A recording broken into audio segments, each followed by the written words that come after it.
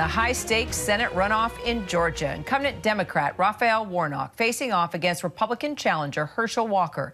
Georgians now heading to the polls to cast their final votes, and Democrats looking to expand their majority in the Senate as Republicans seek to flip a critical seat and keep the Senate split at 50-50. Warnock today slammed Walker while speaking to supporters at a voting rally just outside Atlanta.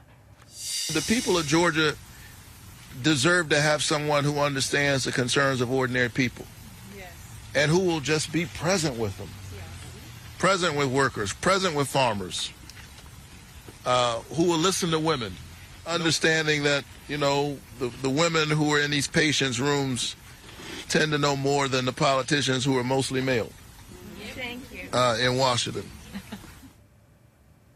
ABC News congressional correspondent Rachel Scott spoke to Herschel Walker earlier today.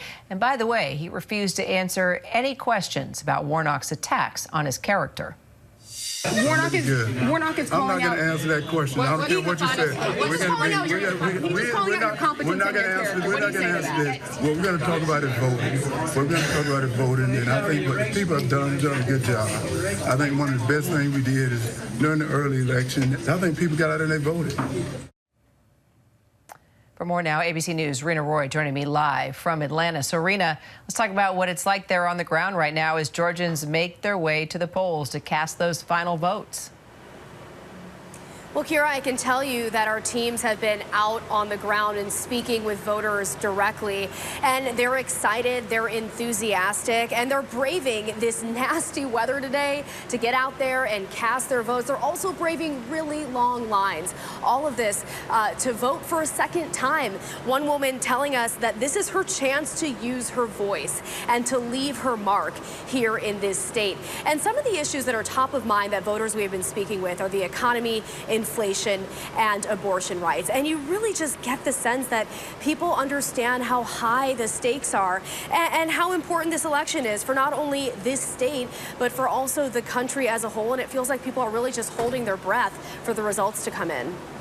So historically, Atlanta has been a stronghold for the Democratic Party, and across the state, Warnock won more votes than Walker in November. So how are things shaping out right now at this moment? Right, so we know that more than 1.8 million people voted early. That is a record high turnout. Historically, we also know that it tends to be Democrats that vote early and Republicans that vote in person on Election Day. And of course, that remains to be seen how that all shakes out today and how that might affect results. But we do know that the polling right now shows that things are trending in Warnock's favor. Still, though, Walker says he is feeling confident as those final ballots are cast. So if Walker does win, Republicans will flip a seat, keeping the Senate 50-50, and that sure would throw a wrench into President Biden's agenda. Yeah, you're right. It certainly would. And that is why Democrats are fighting so hard for Warnock. They want to strengthen their majority in the Senate. They want to bring it to 51-49 because that will make governing simply just much easier for them. And it will make it easier to further the president's agenda as a whole, give them a little bit of breathing room.